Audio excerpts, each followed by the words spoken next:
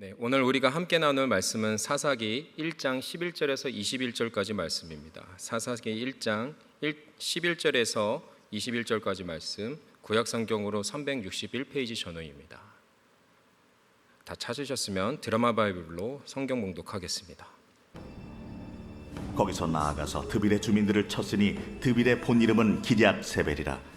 갈렙이 말하기를, 기럇세벨을 쳐서 그것을 점령하는 자에게는 내 딸 락사를 아내로 주리라. 갈렙의 아우 그나스의 아들인 온니엘이 그것을 점령하였으므로 갈렙이 그의 딸 악사를 그에게 아내로 주었더라. 악사가 출가할 때에 그에게 청하여 자기 아버지에게 밭을 구하자 하고 나귀에서 내리매 갈렙이 묻되, 네가 무엇을 원하느냐? 내게 복을 주소서. 아버지께서 나를 남방으로 보내시니 샘물도 내게 주소서. 하매 갈렙이 윗샘과 아랫샘을 그에게 주었더라. 모세 장인은 겐 사람이라 그의 자손이 유다 자손과 함께 종려나무 성읍에서 올라가서 아란 남방의 유다 황무지에 이르러 그 백성 중에 거주하니라. 유다가 그의 형제 시므온과 함께 가서 스밧에 거주하는 가나안 족속을 쳐서 그곳을 진멸하였으므로 그 성읍의 이름을 호르마라 하니라. 유다가 또 가사 및 그 지역과 아스글론 및 그 지역과 에그론 및 그 지역을 점령하였고, 여호와께서 유다와 함께 계셨으므로 그가 산지 주민을 쫓아내었으나 골짜기의 주민들은 철병거가 있으므로 그들을 쫓아내지 못하였으며, 그들이 모세가 명령한 대로 헤브론을 갈렙에게 주었더니 그가 거기서 아낙의 세 아들을 쫓아내었고, 베냐민 자손은 예루살렘에 거주하는 여부수 족속을 쫓아내지 못하였으므로 여부수 족속이 베냐민 자손과 함께 오늘까지 예루살렘에 거주하니라. 아멘. 네, 불완전한 믿음의 결과라는 제목으로 함께 오늘 본문의 은혜를 나누고자 합니다. 사사기는 여호수아가 죽은 뒤에 이스라엘 왕, 최초의 왕인 사울 왕이 즉위할 때까지 약 350년 동안 이스라엘을 통치했던 사사들의 이야기가 기록된 책입니다.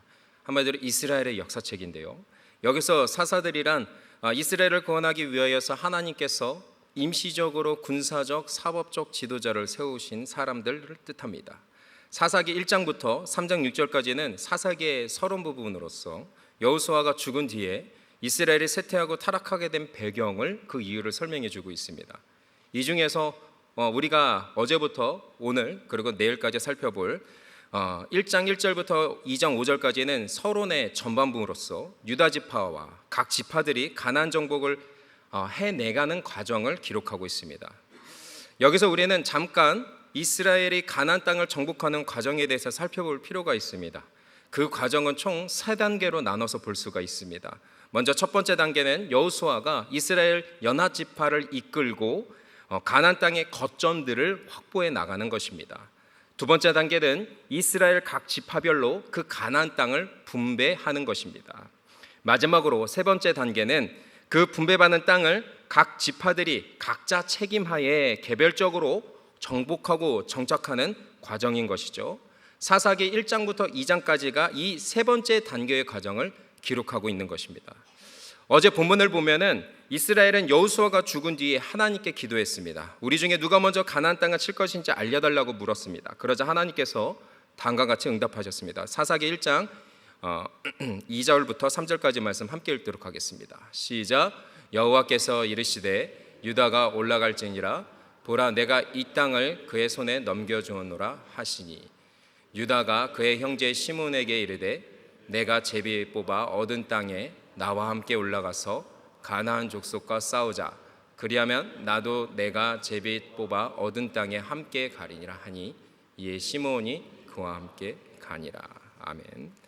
하나님께서는 유다 지파를 택하셨습니다. 그리고 그 유다 지파 손에 가나안 땅을 넘겨주겠다라고 약속까지 해주셨습니다.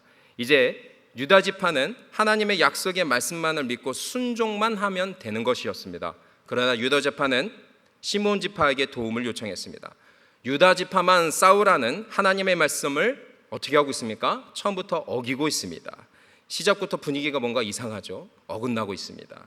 그럼에도 유다 지파는 벳셀을 정복하고 이후 예루살렘을 정복합니다. 시므온 지파와 연합군대로 이루면서요. 그리고 남방 지역까지 내려가서 그 산지와 평지를 점령하고 헤브론까지 진출합니다. 이 헤브론의 원래 이름은 기랏 아르바입니다. 이곳엔 거인 족속이 살고 있었습니다. 40년 전 출애굽 1세대가 두려움에 빠뜨렸던 출애굽 1세대를 두려움에 빠뜨렸던 그 장본인이 바로 거인 족속들이었습니다. 그러나 출애굽 2세대인 유다 지파는 이 거인들을 어떻게 합니까? 물리치고 정복해 나갑니다.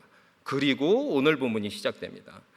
지금까지 유다 지파는 하나님의 약속의 말씀을 제대로 믿지 않았는데 지금 결과가 어떻습니까? 정복 전쟁을 계속 승리해 나갔습니다. 지금까지 보면은 결과를만 보면은 성공인 것 같습니다.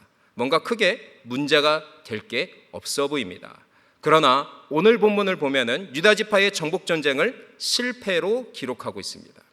그리고 그 이유를 갈렙 집안의 정복 전쟁과 비교하면서 대조하면서 설명하고 있습니다. 과연 갈렙 집안과 유다 지파의 정복 전쟁에는 어떤 차이점이 있을까요? 그리고 이를 통하여서 주님이 우리에게 주시는 메시지가 무엇일까요? 다 함께 오늘 본문을 살펴봄으로써 유다 지파와 갈렙 집안의 정복 전쟁의 차이점에 대해서 알아보고 이를 통하여서 주님이 주시는 메시지를 깨닫고 은혜 받는 시간이 되기를 간절히 소망합니다.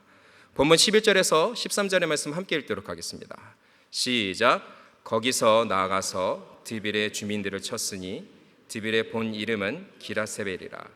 갈렙이 말하기를 기라세벨을 쳐서 그것을 점령하는 자에게는 내 딸 악사를 아내로 주리라 하였더니 갈렙의 아우 그나스의 아들인 온니엘이 그것을 점령하였으므로 갈렙이 그의 딸 악사를 그에게 아내로 주었더라. 아멘. 유대 지파는 헤브론을 점령한 뒤에 거기서 나와서 드빌을 쳤습니다.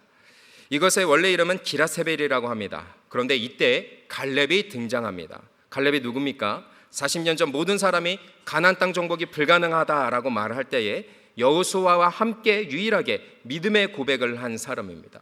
하나님께서 함께 하시면 능히 가능하다라고 고백한 사람이죠. 그 갈렙이 오늘 본문에서 사람들에게 말합니다. 이 기라세벨을 쳐서 점령한 자에게는 자기 딸을 주겠다라고요.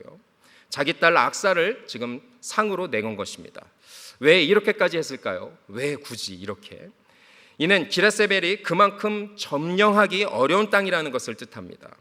지금까지 정복한 것보다 훨씬 더 위험한 땅이었기 때문인 것이죠. 그래서 갈렙은 군사들의 사기를 향상시키기 위해서 그리고 하나님의 명령에 온전히 제대로 순종하기 위해서 이 방법을 쓴 것입니다.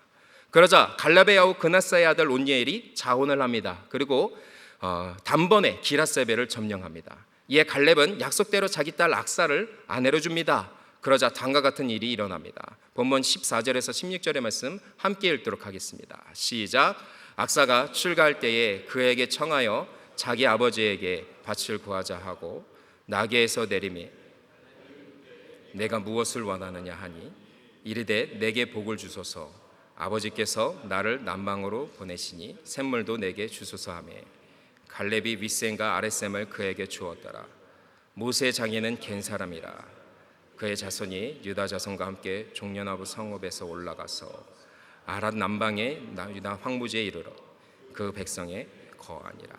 아멘. 악사가 출가를 할 때 아버지 갈렙에게 두 가지를 요구합니다. 하나는 밭을 가꿀 수 있는 땅을 달라는 것이고 다른 하나는 먹을 수 있는 물이 풍성한 샘들을 달라는 것이었습니다. 악사가 이렇게 요구한 이유가 있습니다. 이는 아버지 갈렙이 악사와 온니엘에게 남방 지역의 땅을 기업으로 줬기 때문입니다. 이 유다의 남방 지역은 대부분 사막으로 이루어진 땅입니다. 물이 없으면은 생존할 수 없는 불가능한 황폐한 땅이었습니다. 이런 땅을 기업으로 받으면 기분이 어떨까요? 굉장히 서운하고 화가 났을 것 같습니다. 원망하면서 아버지를 원망하면서 다른 땅을 달라고 생떼를 썼을지도 모르겠습니다. 그러나 악사는 그 어떤 불만이나 불평을 고백하지 않습니다. 오히려 그 황폐한 땅에서 잘 정착할 수 있도록 샘물과 밭을 달라고 지금 실질적인 도움을 구했습니다. 그렇습니다. 악사는 지금 이 황폐한 땅을 믿음으로 받아들이고 있는 것입니다. 그곳에 정착해 살기 위해서 최선을 다해 순종하고 있는 것이죠. 역시 갈렙의 딸입니다. 부전여전이란 말이 여기서 통하는 것 같습니다. 그리고 16절을 보면 갑자기 모세의 장인이 속한 겐 족속 사람들의 이야기가 나옵니다. 이 겐 족속 사람들이 그 남방 지역에서 이미 살고 있다라는 것이죠.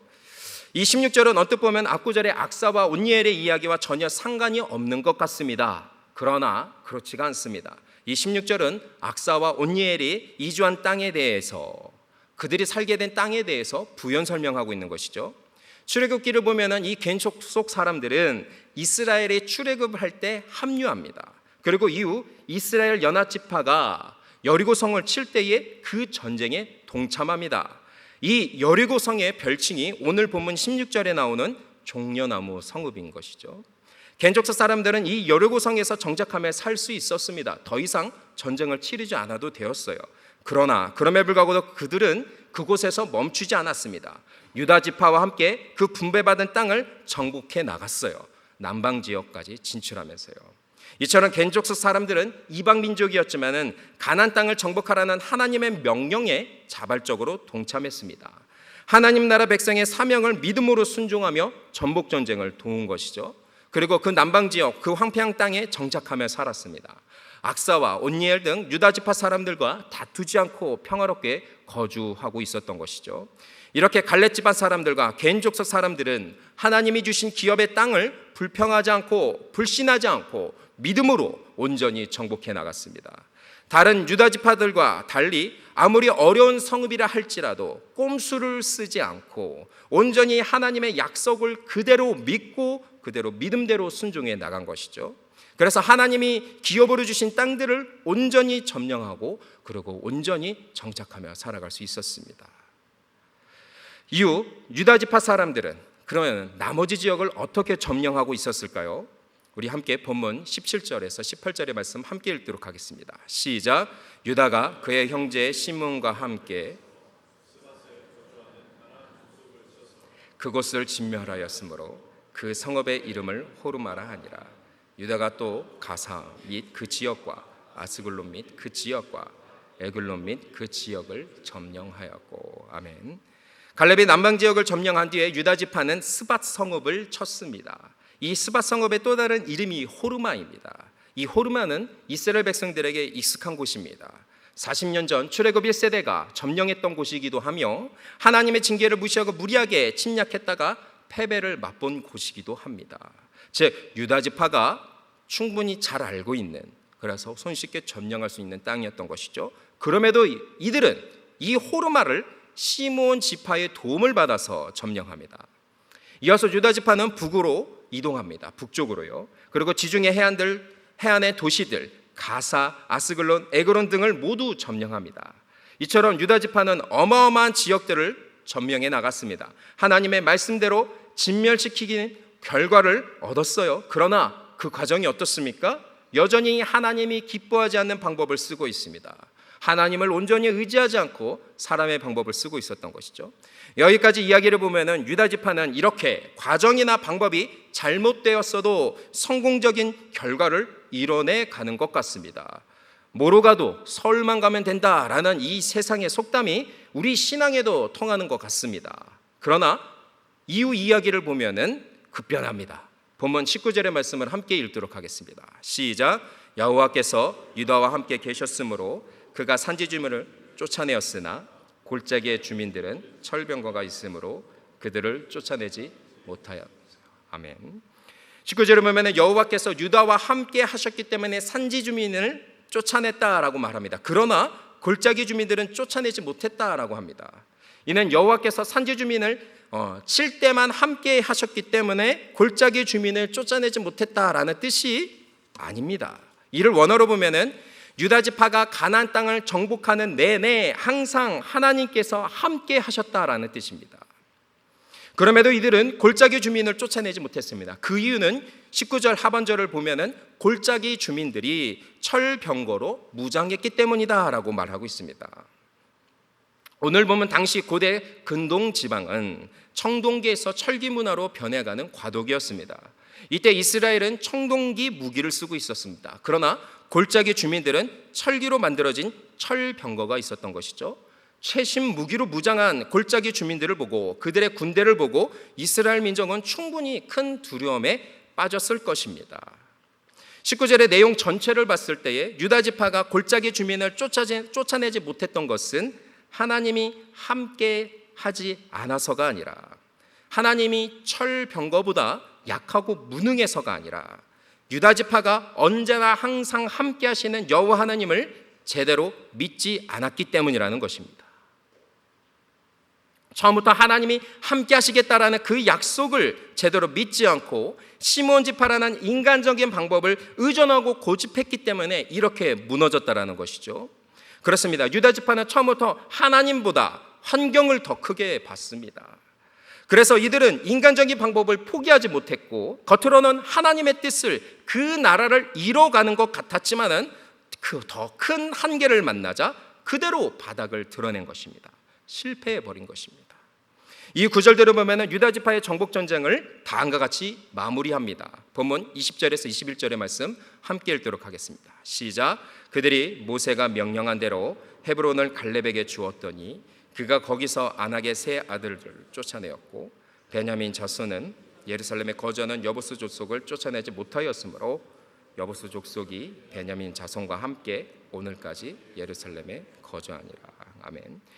이 결론 부분에서 어떻습니까? 다시 갈렙이 등장합니다. 갈렙이 앞서 나눈 헤브론 족속을 그 거인들을 다 물리친 장본인이란 뜻입니다.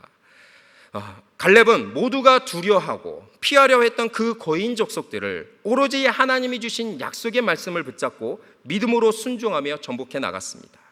오늘 보면 20절은 어제 살펴본 10절에서 이미 언급된 내용입니다. 그럼에도 지금 결론에서 다시 반복하고 있는 것이죠.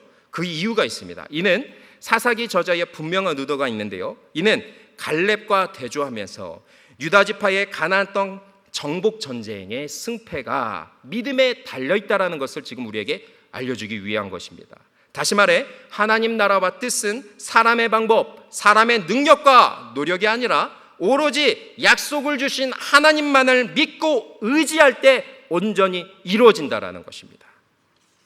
유다 지파는 갈렙처럼 처음부터 오직 하나님의 약속만을 믿음으로써 가나안 땅을 정복했어야 했습니다. 그러나 가나안 족속들을 모조리 남기지 못했습니다. 죄송합니다. 그러면 가나안 족속들을 모조리 남김없이 쫓아낼 수 있었습니다. 그러나 유다 지파는 결과만 중시하고 반복과 과정을 무시하며 전복 전쟁을 무리하게 이끌어 갔고 결국 실패를 맛봤습니다. 이렇게 전복 전쟁에서 선봉장이었던 유다 지파가 실패하자 그 다음 지파들은 어떻게 되었을까요? 21절을 보면은 베냐민 지파는 예루살렘을 제대로 정복하지 못했습니다. 거주민 여부스 족속을 다 쫓아내지 못합니다. 이 예루살렘은 어제 본문 7절에서 이미 유다 지파가 한 번 점령했던 곳입니다. 그러므로 베냐민 지파는 다 된 밥상에 숟가락만 얹어 먹으면 되는 것이었습니다. 그러나 그럼에도 베냐민 지파는 실패했습니다. 이후 나머지 지파들도 줄줄이 가나안 땅을 온전히 정복하지 못합니다. 가나안 족속들을 다 쫓아내지 못한 것이죠. 사사기 저자는 서론 부분에서 가나안 땅 정복 전쟁의 실패를 언급함으로써 사사 시대에 이스라엘이 타락하고 쇠퇴한 이유가 모든 지파가 처음부터 하나님을 제대로 믿지 않았기 때문이다라고 지금 우리에게 알려주고 있습니다. 유다 지파부터 하나님의 말씀을 온전히 믿지 않고 시작부터 인간적인 방법을 택하며 타협했기 때문에 가나안 족속들을 다 쫓아내지 못했다라는 것이죠. 그래서 결국 그들이 어떻게 됐습니까? 하나님의 백성이 하나님의 백성답게 살지 못하고 가나안 민족화 되어버렸습니다. 그들의 타락한 문화에 동화되어 버린 것이죠. 그래서 이스라엘은 350년 동안 하나님의 백성이 아닌 가나안 족속처럼 살았던 것입니다. 여기까지가 오늘 본문의 내용입니다. 오늘 본문을 통하여서 주님이 주신 메시지는 다음과 같이 정리할 수 있을 것 같습니다. 다 함께 따라해보겠습니다. 하나님의 나라는 하나님의 약속과 능력을 온전히 믿는 자를 통해서 이루어진다. 그렇습니다. 하나님 나라는 하나님의 약속과 능력을 온전히 믿는 자를 통하여서 이루어집니다. 오늘 보면 우리에게 정의해 보면서 결론을 맺길 원합니다. 우리가 신앙생활을 하다 보면은 환경과 상황에 흔들릴 때가 참 많죠. 치솟는 물가, 불안정한 국내의 정세, 그리고 바람잘 날이 없는 우리의 직장, 그리고 감당하기 버거운 내 남편, 내 아내, 그리고 자녀 문제들, 또한 교회 공동체 문제들. 이런 문제들 앞에 우리는 하나님보다 그 환경이, 그 고난이, 그 안전 상황이 더 커 보일 때가 많습니다. 그래서 머리로는 믿음의 방법을 알고 있지만 그렇게 시작하지 못할 때가 너무나 많습니다. 유다 지파처럼 우리는 쉽게 내가 생각하는 방법, 내가 결론 내린 방법, 나에게 익숙한 경험대로 인맥과 돈을 통하여서 정치력으로 하나님의 일을 하려고 할 때가 너무나 많은 것이죠. 겉으로는 하나님의 나라와 영광을 위해서다라고 말을 하고 있지만은 그 과정과 방법을 보면은 여전히 내 본성과 내 욕심과 내 고집대로 해결하라는 것입니다. 과정과 방법을 무시한 채 겉으로는 하나님의 뜻에 순종하는 것처럼 보이고 싶어하고 결과도 확실히 내가 원하는 때 빨리 얻고 싶어합니다. 그러나 하나님은 우리의 중심을 다 아시는 분이십니다. 하나님의 나라는 결과만이 아니라 그 과정과 방법도 하나님이 기뻐하시는 방법으로 이뤄가야 한다는 것이죠. 그렇기 때문에 우리의 불완전한 믿음은 반드시 한계를 드러나게 될 것입니다. 겉으로 성공한 것처럼 보이지만 그 결과는 줄줄이 모두 다 실패하고 말 것입니다. 그렇기 때문에 우리는 처음부터 하나님이 주신 약속의 말씀을 붙잡고 과정과 방법도 하나님의 뜻대로 하나님을 온전히 믿는 방법대로 가야 한다는 것이죠. 시간이 오래 걸린다 할지라도요. 자, 그러면은 어떻게 해야 할까요? 어떻게 해야 갈렙처럼 믿음의 방법으로 우리가 이 영적 싸움들을, 우리의 인생을, 이 고난과 환경을 극복할 수 있을까요? 이에 대해서 예수님은 다음과 같이 말씀하셨습니다. 에베소서 6장 12절에서 13절의 말씀 함께 읽도록 하겠습니다. 시작. 우리의 씨름은 혈과 육을 상대하는 것이 아니요 통치자들과 권세들과 이 어둠의 세상 주관자들과 하늘에 있는 악의 영들을 상대함이라. 그러므로 하나님의 전신갑주를 취하라. 이는 악한 날에 너희가 능히 대적하고 모든 일을 행한 후에 서기 위함이니라. 아멘. 예수님은 우리 그리스도인들을 하나님의 군사로 부르셨습니다. 믿으십니까? 군사나 전쟁을 치르기 위해서 어떻게 해야 합니까? 수시로 훈련해야 합니다. 어떤 훈련입니까? 군복을 입고, 평상복이 아니라 군복을 입고 무기를 사용할 줄 알아야 하며 주어진 환경에 적응할 줄도 알아야 하며 그 환경을 활용할 줄도 알아야 합니다. 우리 그리스도인들도 똑같습니다. 우리는 하나님의 전신갑주로 무장해야 합니다. 말씀과 기도로 무장하고 성령을 의지하여서 예수의 이름을 사용할 줄 알아야 합니다. 그리고 믿음의 방패로 막을 줄도 알아야 하는 것이죠. 이런 훈련을 어디서 어떻게 해야 합니까? 한번 예배드렸다고 해서, 한번 행사에 참여했다고 해서 될까요? 아닙니다. 매일 말씀을 읽고 묵상하고 연구함으로써, 매일 때와 장소를 가리지 않고 하나님 앞에 기도함으로써 우리의 신앙은 하나님의 전신갑주로 무장하게 된다는 것입니다. 그러면 갈렙처럼 환경을 뛰어넘는 믿음을 가지고 하나님의 뜻을 온전히 향하며 진짜 하나님의 나라를 온전히 이뤄갈 수 있다는 것이죠. 반대로 우리가 영적 전쟁, 영적 훈련을 제대로 하지 않으면 어떻게 됩니까? 우리는 절대로 갈렙과 같은 믿음을 가질 수도 없으며 갈렙처럼 하나님의 나라를 온전히 세울 수가 없습니다. 실패인 것이죠. 그러므로 우리 함께 이번 여름 사역 특세를 통하여서 손 놓고 있던 영적 훈련을 다시 시작하는 저와 여러분이 되길 간절히 소망합니다.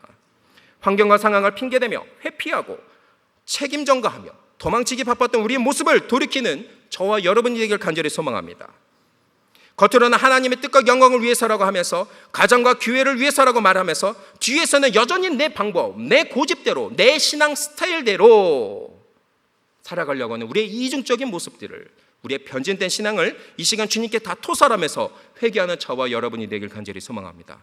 그래서 주님이 내게 정복하라고 내어주신, 그 약속해 주신 그 땅, 우리의 가정과 우리의 직장과 우리의 교회와 우리의 학교에서 유다 지파처럼 결과만 중시하고 방법을 다 무시하면서 순종하는 척하는 것이 아니라 갈렙처럼 방법과 과정에서도 하나님의 길을, 하나님이 기뻐하시는 길을 택함으로써 하나님 나라와의 뜻을 우리의 인생에 온전히 이루고 주님이 다시 오실 그날을 온전히 예배해 나가는 우리 성만교회 성도님들 모두가 되시기를 예수님의 이름으로 간절히 기도합니다. 아멘.